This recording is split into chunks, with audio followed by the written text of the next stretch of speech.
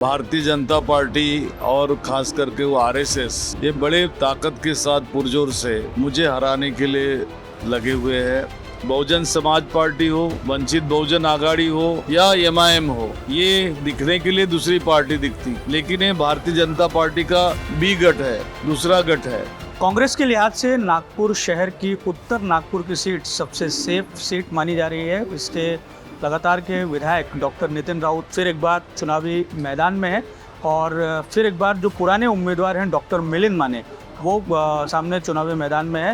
लेकिन सर खुद ये मानते हैं कि ये जो चुनाव है ये अलग तरीके से है और एक चक्रव्यूह कहीं ना कहीं भारतीय जनता पार्टी ने रचा है ताकि नितिन राउत को रोका जा सके। तो राउत हमारे साथ खुद हैं बातचीत करने के लिए। सर ये बताइए कि किस तरीके से चुनाव ये है और किस तरीके का चक्रव्यूह आपके लिए भारतीय जनता पार्टी ने रचा है, जबकि आप तो पिछले चुनाव में 20,000 की लीड से जीत के आए थे और लोकसभा चुनाव में जो हाल ही में जो चुनाव परिणाम आए हैं उसमें लीड पर रहा था कांग्रेस का उम्मीदवार आपकी सीट से।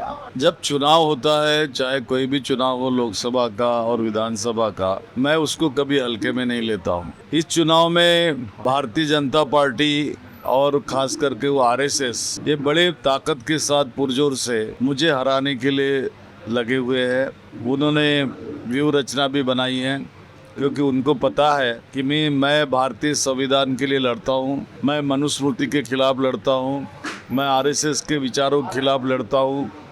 तो उनको दिक्कत है। उन्होंने मेरे पूरे विधानसभा के कार्यकाल में भी मुझे नीचा दिखाने के लिए, मेरे क्षेत्र में काम नहीं करने के लिए कई फंडे यूज़ किए। महानगर पालिका का पैसा नहीं आने दिया, सुधार प्रन्यास का पैसा नहीं आने दिया, जो मंजूर काम थे उसको रोक दिया गया था। ऐसे करते करते उन्होंने यहाँ पे अपनी पोजीशन बनाने की कोशिश की, लेकिन नाकाम साबित हुए। आखिर में उन्होंने यह कोशिश की कि हम इसको गिराने के लिए क्या कर सकते। तो उनको लगा कि बौद्ध समाज इनके साथ, आम्बेडकरी जनता पूरी ताकत के साथ खड़ी है, क्यों ना उसे ही भेज दिया जाए। इसलिए उन्होंने यहाँ पे जो व्यूह रचना रची है, भले ही दिखने के लिए बहुजन समाज पार्टी हो, वंचित बहुजन आघाड़ी हो या एमआईएम हो, ये दिखने के लिए दूसरी पार्टी दिखती, लेकिन ये भारतीय जनता पार्टी का बी गठ है, दूसरा गठ है, जो भारतीय जनता पार्टी को मदद करने के लिए है।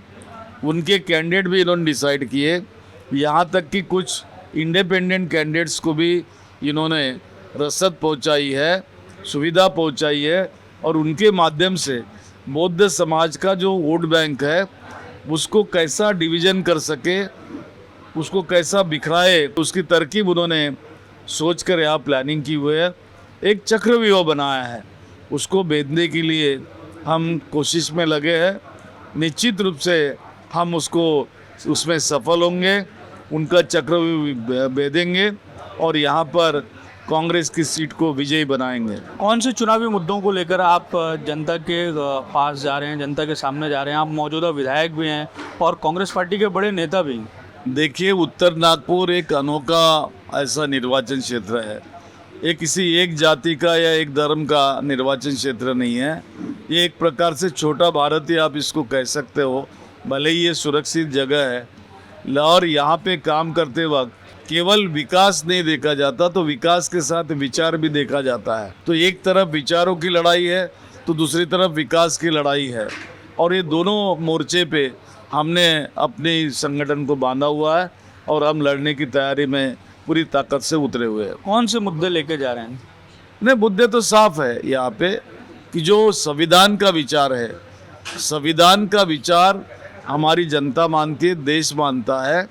जातीय जनगणना होनी चाहिए ऐसा लोगों का मानना है, संविधान की सुरक्षा होना चाहिए ऐसा लोगों का मानना है, जिसकी गारंटी कांग्रेस पार्टी ने यहाँ पर दी है। और इसलिए मैं समझता हूँ कि वो एक वैचारिक मुद्दा महत्वपूर्ण होता है। जहाँ तक विकास का काम है, विकास दिखता है और जो दिख रहा है उसी को जनता मानती है।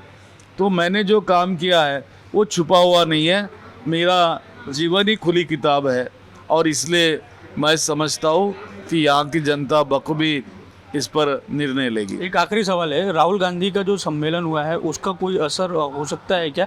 ऐसा कहा जा रहा है कि आपकी जो कॉन्स्टिट्यूंसी है उसमें बहुत ज़्यादा असर होगा, और 2024 के लोकसभा चुनाव में जिस तरीके से कांग्रेस ने संविधान का नैरेटिव एक तरीके से खड़ा किया था, आपको लगता है कि विधानसभा चुनाव में वो अब भी काम करेगा?